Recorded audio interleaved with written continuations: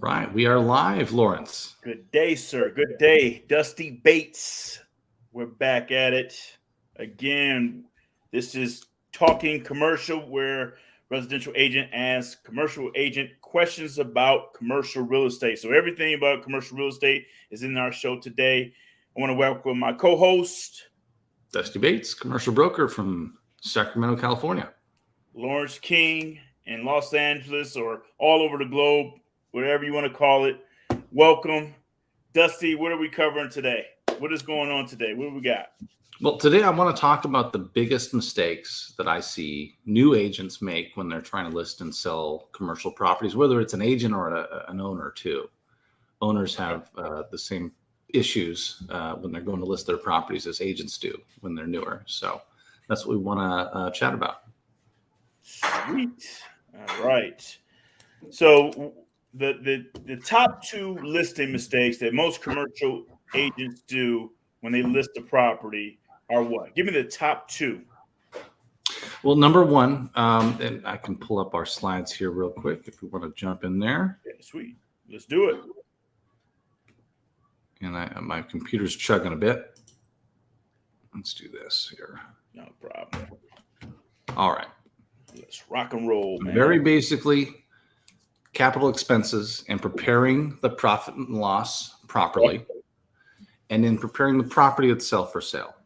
Okay. An owner and a broker, a new broker, will just take what they're given and say, okay, I'll take this. I'll apply a cap rate to it, or return, an estimated return to it. And they'll go from there and they'll say, here's what it's worth. Okay. Now, here's where that's a problem, especially with CapEx. So what we're wanting to do is pull out the capital expenses from the normal operational expenses. Okay. Okay, and I'll show you. Let me see if I can share my screen here because I've got something pulled up here. This might work better. So let's do this.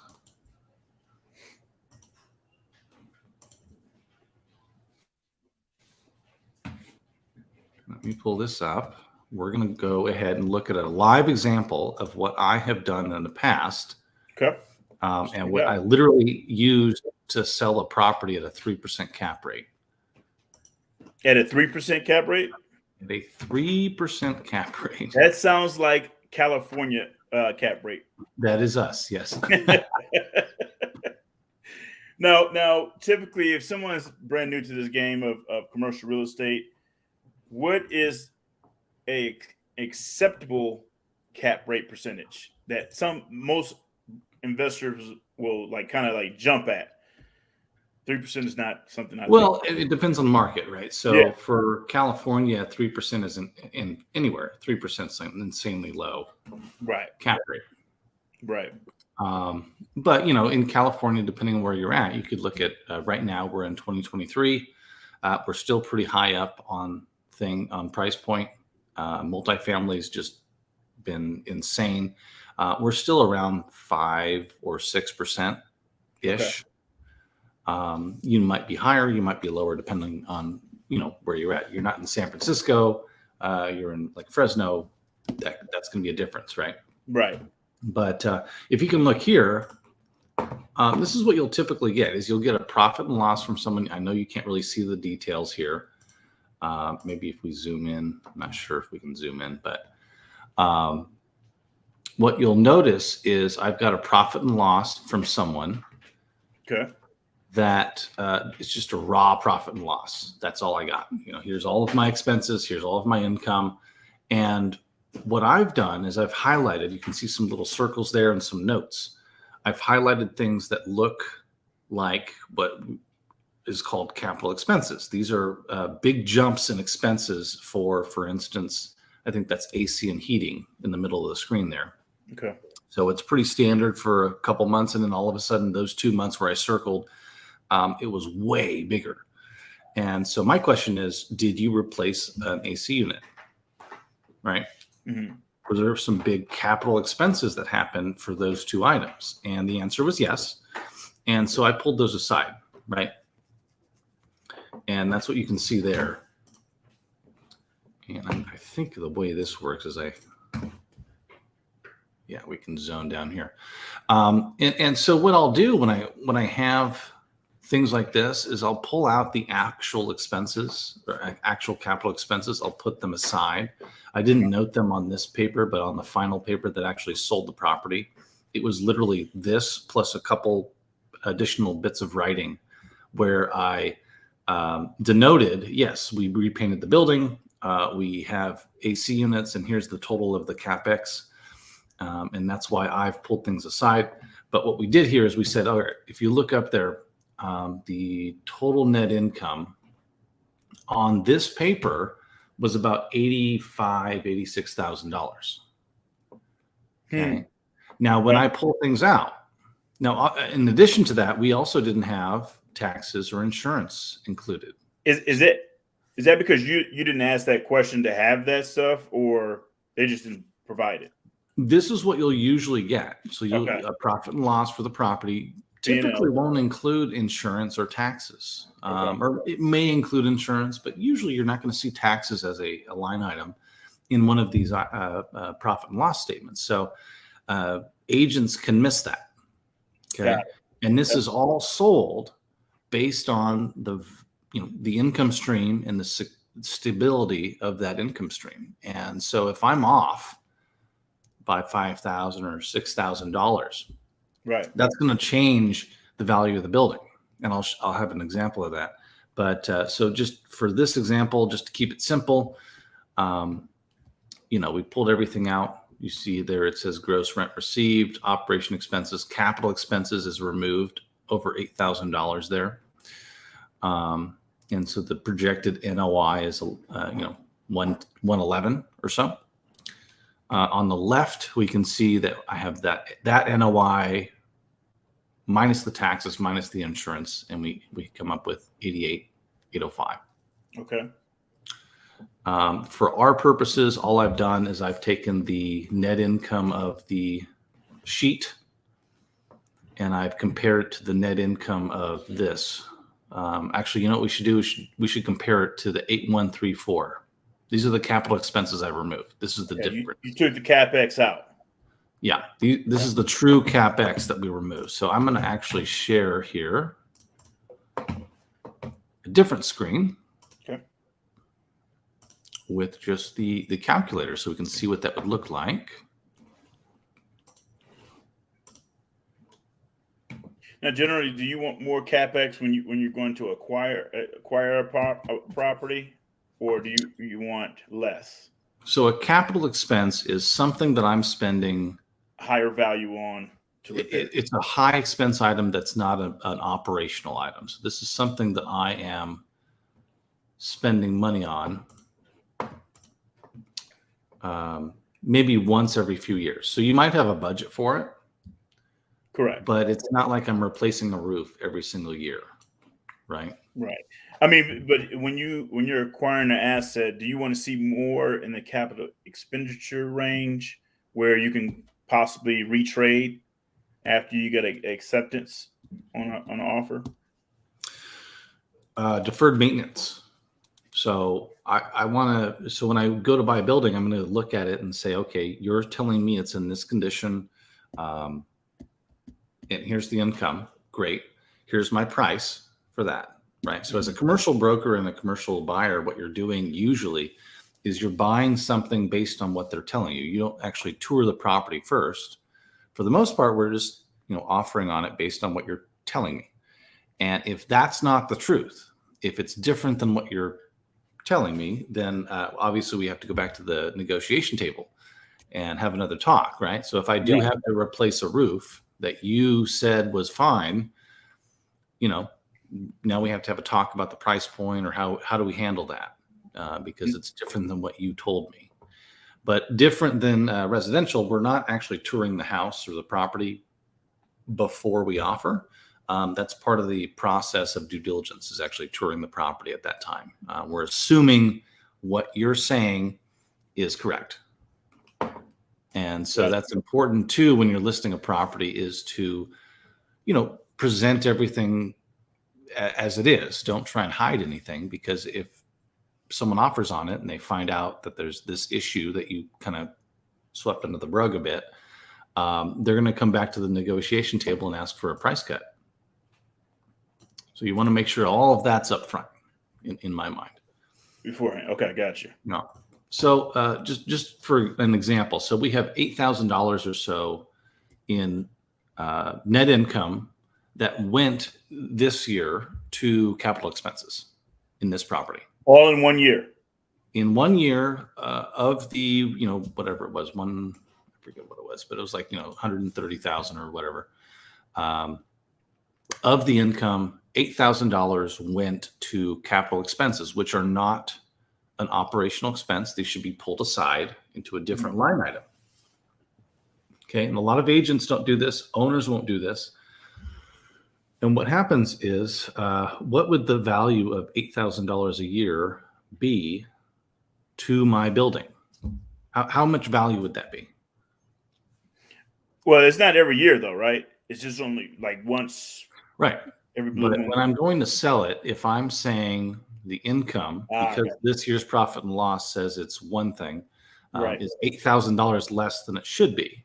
Right. Okay. That's $8,000 less of value. So what is that $8,000 worth to you as a buyer? Right. Gotcha.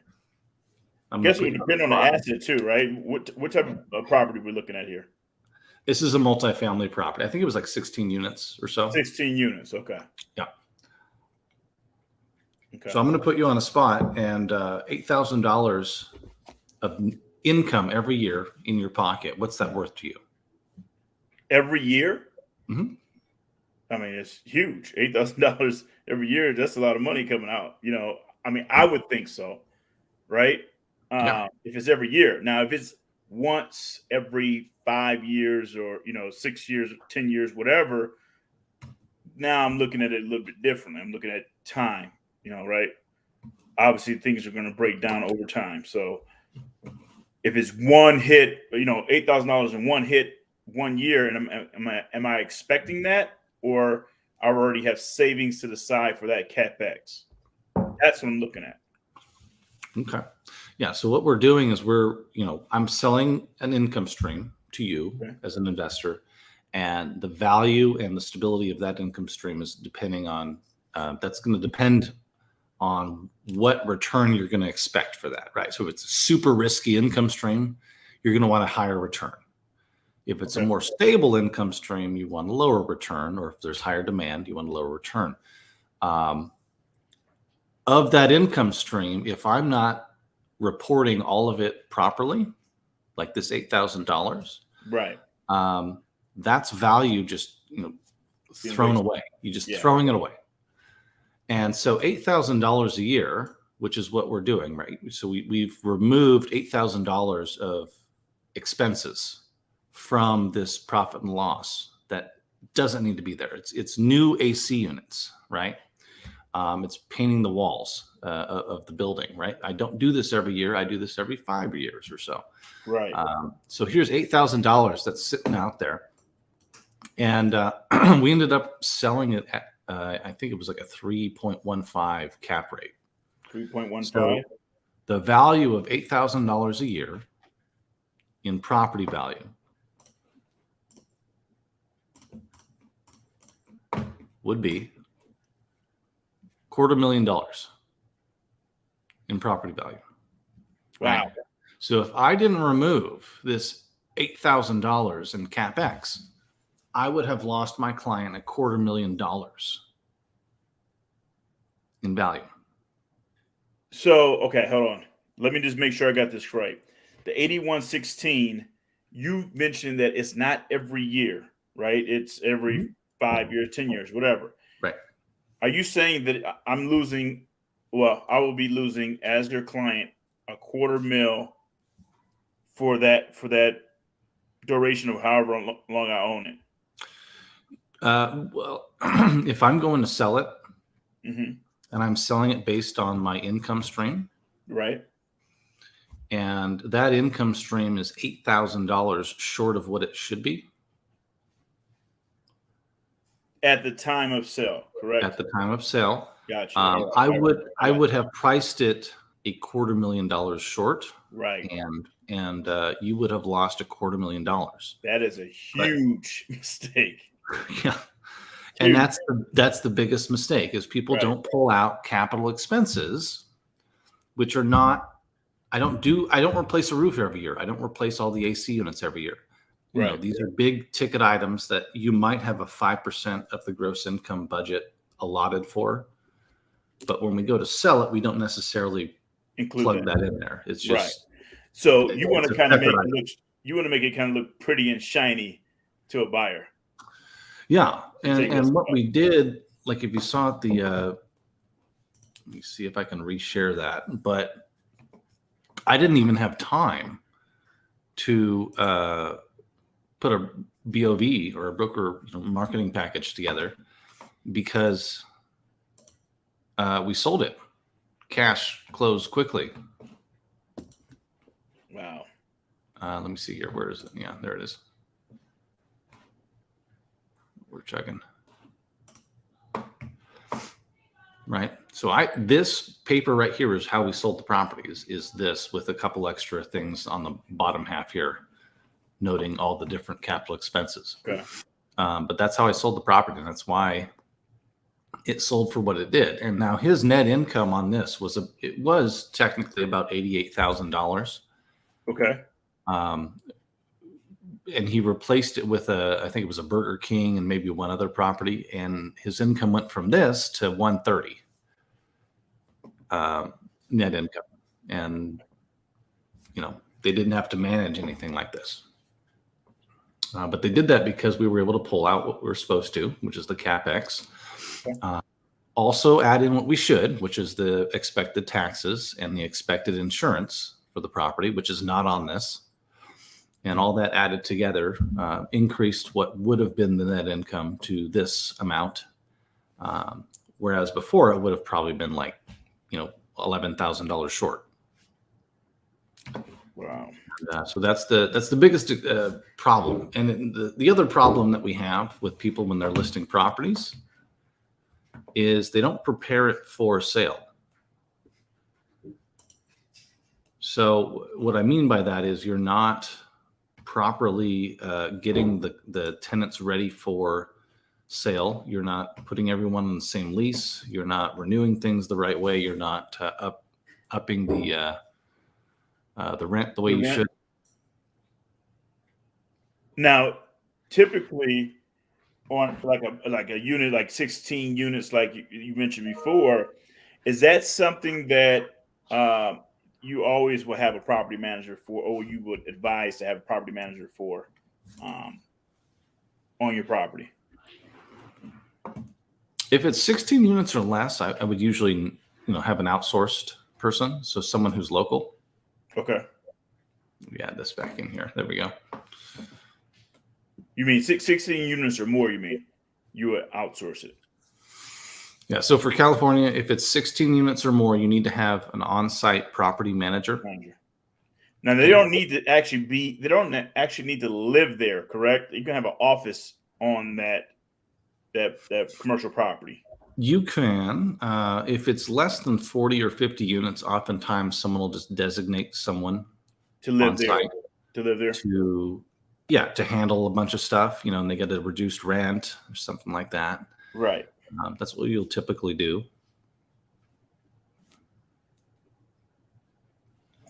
Okay. Got it. And then let me ask you this question. As far as we mentioned about listing and the CapEx can be huge when you're going to list a property, and you keep that in there, you can obviously hurt the owner, right? How can brokers avoid overpricing or underpricing a commercial property when listing for sale? Exactly what we were talking about. Right. Would help, right? We just talked about $250,000 change in value. Yep. If we remove the capital expenses. So that would be the first thing, is make sure you're removing unnecessarily operational items, right? And that doesn't just include CapEx. That can include, like, a lot of times people will try and within the law add as much technical expenses as they can, right? So their truck might be, an expense that really isn't an operational expense, right, for a new owner, but it's tax, reasonable, right? So it's reasonable to do that.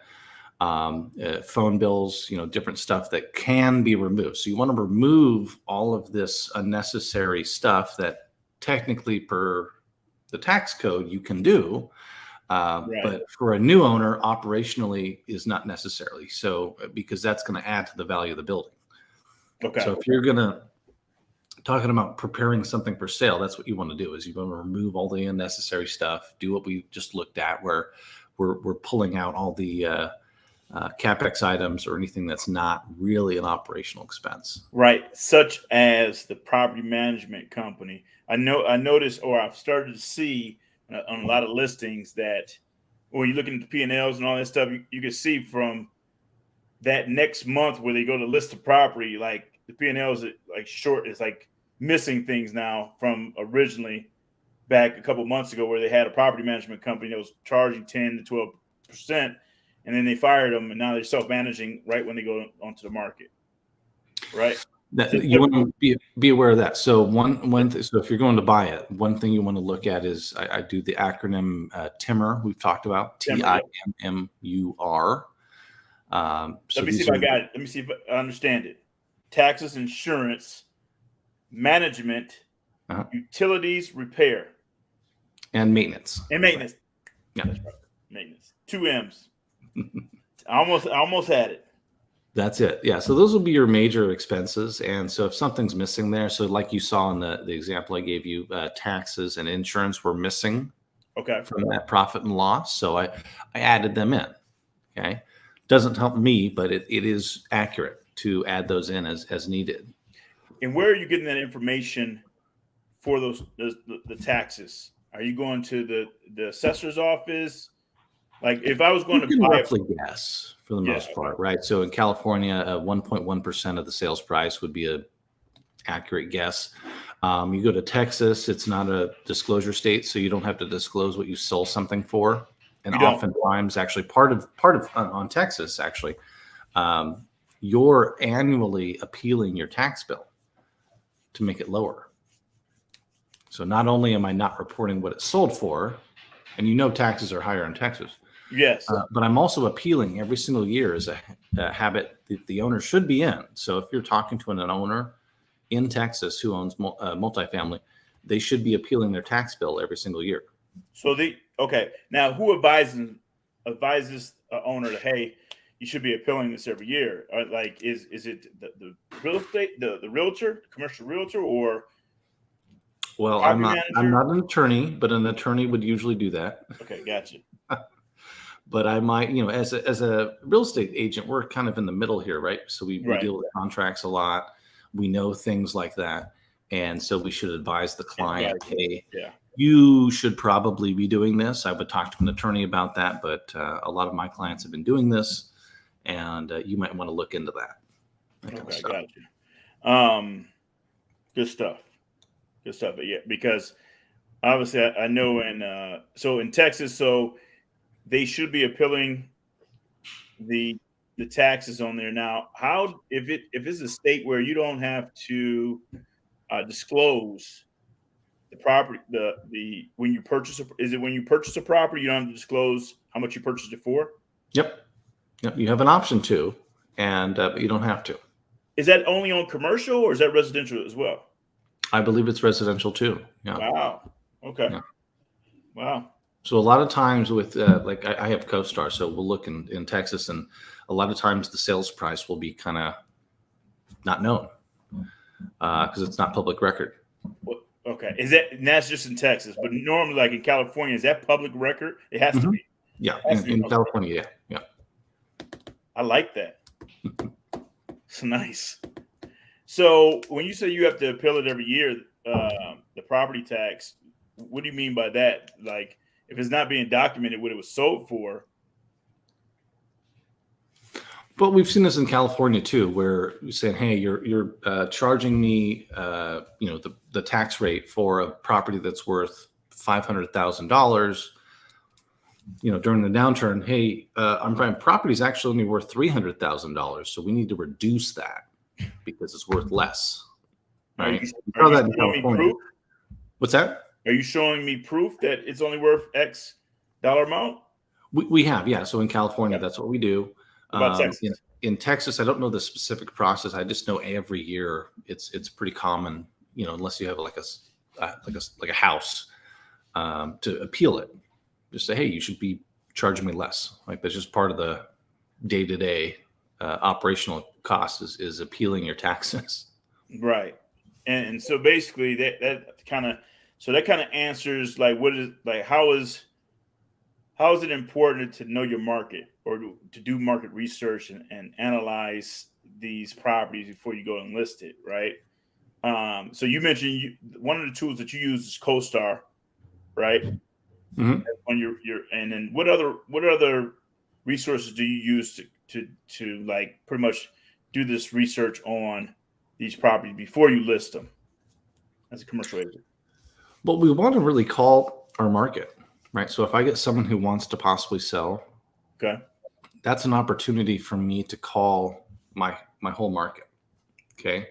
Because I'm trying to build my database. That's the whole point of as a commercial broker. What you want to manage maybe 1,000 or 2,000 properties at a time, and monitor them. So if I have one of those properties that wants to sell, that's an opportunity for me to connect with a lot of the other properties in that market, right?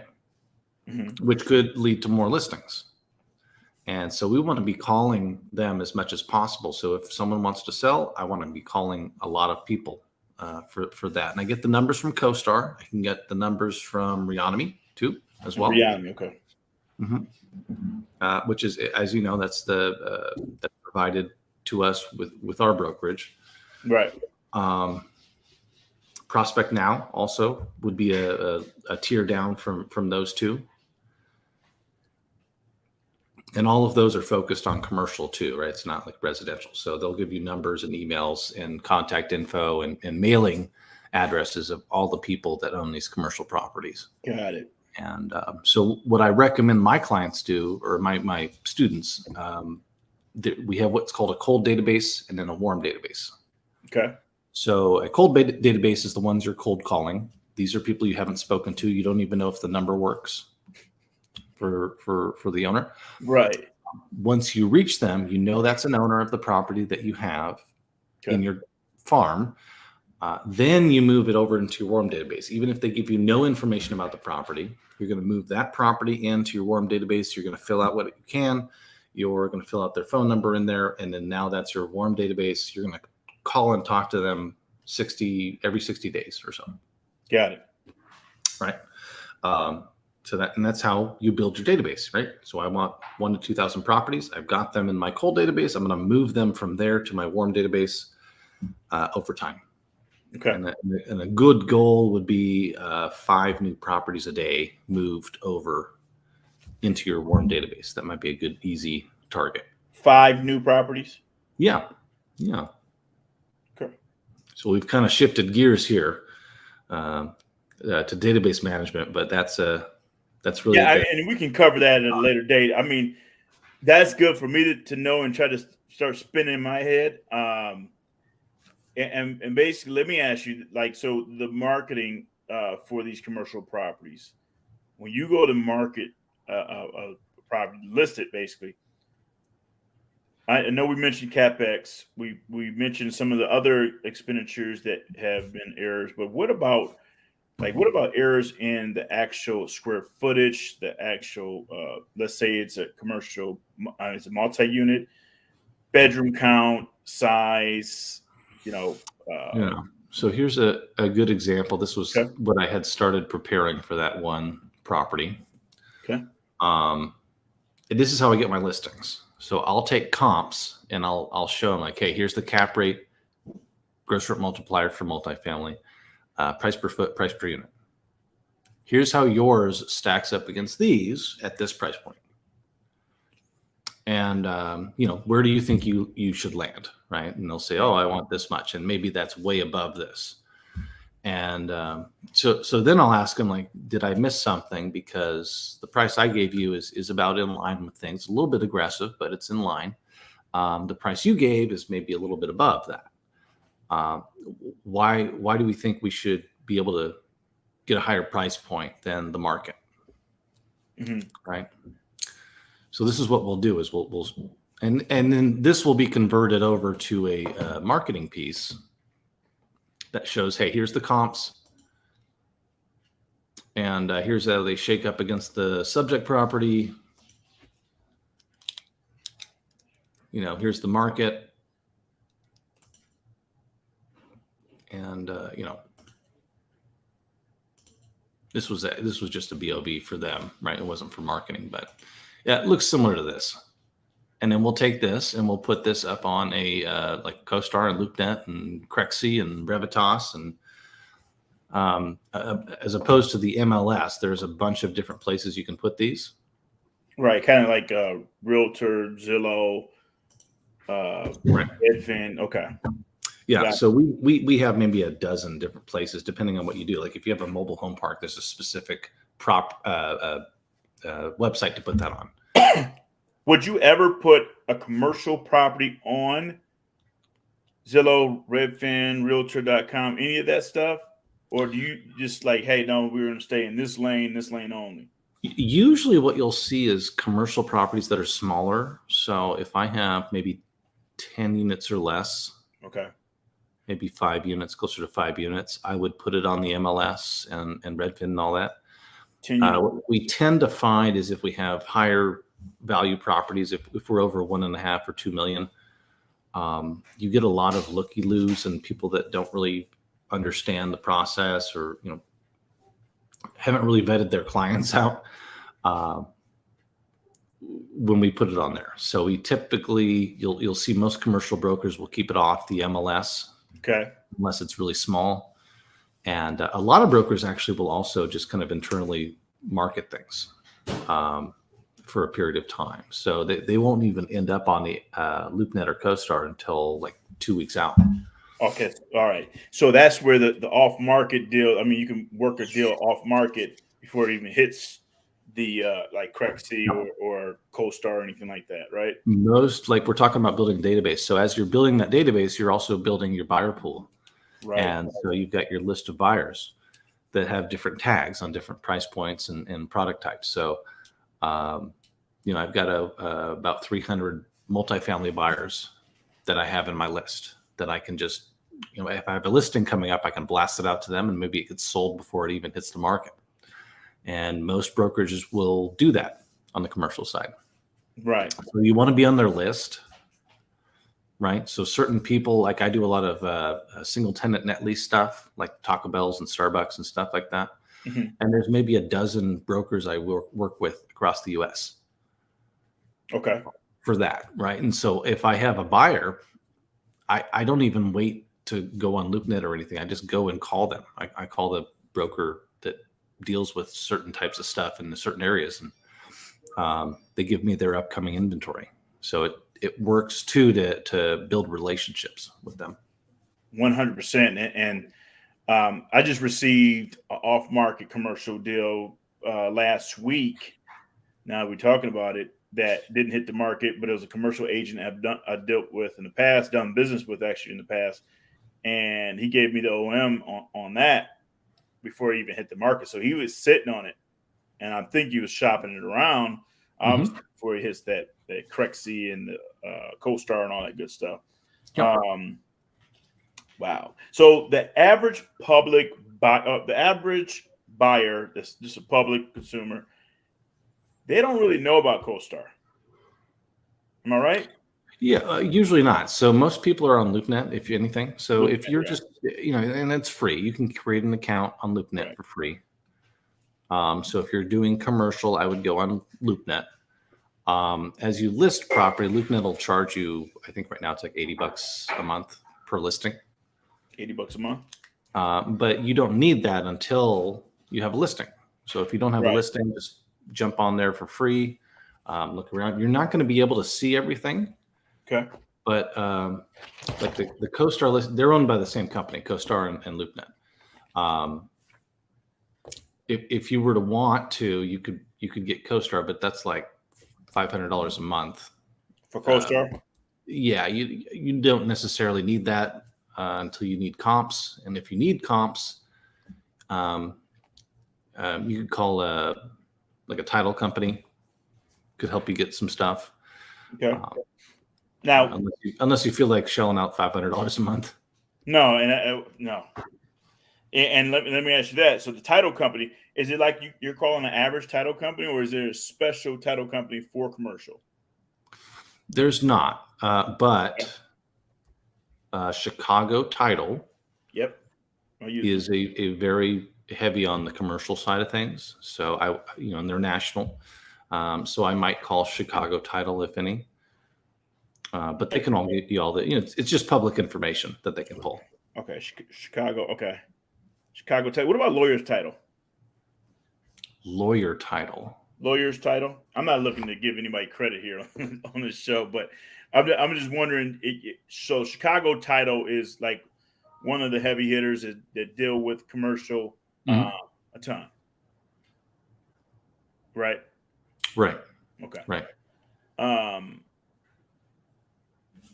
This next question is basically on your listings, when you do list them and you do have those people that sign up for LoopNet and they start looking at this stuff and they see Dusty's face at the very bottom of that page that I've seen so many commercial agents on, it's kind of intimidating to call you guys, right? At least for me, or at least for, I know a couple other people, it's intimidating if you don't know the lingo of commercial and you're just not getting into the space to be an investor. What do you look for in a person when they call and say, "Hey, Dusty, I see your property at 123 Main Street, the 16 unit. What are you looking for from me as far as to vet me to make sure I'm not wasting time?" It's a buyer. It's your listing. It takes time to kind of get it down because you need to be confident about what you're talking about. You need to not overly confident, I think, is the biggest red flag. Someone who wants to do things in the right order. So residential agents may sometimes, or someone who's just getting in the commercial might say, when can I see the property? And it's an investment property, right? We don't want to do that. You don't want to see it until we're in contract. If it's an owner user, that's different. We want to perhaps talk about the property. Okay. Tell me anything about it. What condition is it in as an owner user? Right. And you're going to want to know the different shapes of the unit, right? So is it in cold shell, warm shell, vanilla shell? Is it a second generation space, right? So has it been a pizza place before, and now this would be a second pizza place that would go in there? And that's good. You want to have an open conversation with the other broker, okay, and let them tell you. So it's easy. Even if you're new at it, it's easy to just like ask questions like, "Hey, I see you have 123 Main Street. Got a client who wants to do X. This may fit their needs. What can you tell me about the space or the property, whatever?" Okay. So I'm not going there and say, "Dusty, I want a tour of 123 Main Street." I'm actually more asking about the financials, the history of it. What are the current tenants like? If it's not listed on the listing, that's the stuff I'm really asking. I'm not like, "Hey, got a buyer, I'm ready to come take a look at a." You don't want to come out the gate asking us to tour the site. That would be some red flags for someone like me, right? So what you want to say is like, "Tell me about it. Like, let's make sure this is a good fit on paper." Yep. And then if it is, and the rent too, right? Sometimes the rent's not even listed, right? What's the net fees would be a good question too. Okay. Right? Because a lot of times the net fees are not going to be on the rent. And if that all fits, then yes, I can take my owner user in there and we can do a tour. But a lot of times it doesn't. I have a client right now that's looking to start a batting cage space, and the sites that I reviewed for him may not work. It's probably going to be too expensive, so we didn't go tour them. I got all the information first, and then we presented it to him, and he's probably going to say, "Hey, this is a little bit too rich for my blood right now, and I'm going to probably do something else for a little bit." That's kind of the order of operations that we do things. But you vetted the buyer already, right? You made sure his financials are there and all that good stuff beforehand, correct? Well, yeah. So when you have a buyer, my instance, I'm talking about like a tenant who wants to occupy space and fill Gotcha. out Okay. a batting Triple cage. net. And I said, well, I don't know if this will fit for you, but let's give you some properties and see if that works. On the buyer side, you're going to review their financials first. You know, what is available immediately in cash, and then what can you make available, or have you been vetted by a lender? Have you got underwritten at all? Because what we need is we need a budget before we can go shopping. Correct. Yeah, exactly. Yeah, Right. 100%. So that's if I'm interviewing a potential buyer, that's what I'll do is I'll find out if they're reasonable on, cap rates or whatever, if it's a owner, user, or investor. Are they reasonable? Are they capable? Okay. And then are we ready to go with money? Okay. So do we have money on hand, or have we been underwritten by a lender? Right. Would that be an SBA lender or otherwise? So until all of those boxes are checked, we're probably going to wait. Is it common to see an SBA lender involved in these deals? If it's an owner and user, yeah. Owner user. Okay, got you. Right. So they have a business within the property. Got it. Okay, and that's normal to see. Okay, this is great stuff. I know we're almost at the top of the hour here on our end. So the next question is what are some best practices for like ensuring that the commercial space, the listing is accurate, like and comprehensive, appealing to like potential buyers like myself, like or tenants? What are some of the things that you make sure that you go through in detail before listing? I know whether on the buyer or seller side, you want to look at, like we talked about, timber. Timber. Okay. Yeah. Each product type, each property type will have different ratios that'll be appropriate. So in multifamily, for example, ratio of 36 to 42% of expenses is appropriate. 36 to 42%. So of the gross scheduled income. So if everyone paid rent every day and every unit was filled, if 36 to 42% of those that income would be expenses, then that's about right. As it gets older, it's going to be higher. As it's younger or newer, that's going to be much lower, right? So it could be below 36%. But if we find someone's saying, hey, I'm going to sell this property to you, this multifamily property to you, and the expenses are 15% of the scheduled income, those are some red flags, right? So those are some things to look for. If it's outside that range, why? And it could be because it's a brand new building, and we think the expenses are only going to be 25%. And it could be in a Class A neighborhood too, correct? Mm-hmm. Yeah, it can be in a great neighborhood, kind of a trophy property. Okay, gotcha. It could be that they've forgotten some expenses. A lot of times when I go to list a property, an owner will forget about their taxes or their insurance, like we talked about with that example. Here's your profit and loss. Not only did the broker not remove the CapEx, but they also didn't add in the taxes or the insurance. And so they're saying it's a 8 cap property, but you pull all that together and it's all of a sudden a 5 cap or a 4 cap, right? Right. Because they didn't factor in the taxes or the insurance. So that would be probably the primary thing, is make sure the profit and loss works in line with what the product type is. Awesome, man. This is some good detailed information. I'm going to be looking on Crexi today. I'm going to be already signed up on LoopNet. So LoopNet, the listings on LoopNet, I feel like that's like the bottom of the barrel, like stuff people don't want. They kind of the joke is LoopNet is where listings go to die. Unfortunately, but it is free to go on there and look at it. It's in Crexi too. Crexi works a little bit differently, but Crexi also has a lot of information for you. So I would start there if someone's starting, is LoopNet and Crexi. Yeah, I have kind of wild. I don't know if I told you, but I had a listing in Culver City. I don't know if I should be telling where the location is. Culver City, and one of the founders / co-owners of Crexy lives in that neighborhood, and I actually talked to him, met him, and all that stuff. He invited me over to his office to swing some. I guess he has a golf simulator in his office to like hit some balls and stuff like that. So I'm going to take him up on that. I'm going to get him on the show too. Yeah, please. Okay. All right, Dusty. As usual, thank you for this time. Where can people find us at, Dusty? Anywhere at Talk CRE. Anywhere. Talk CRE. That's Talking Commercial Real Estate.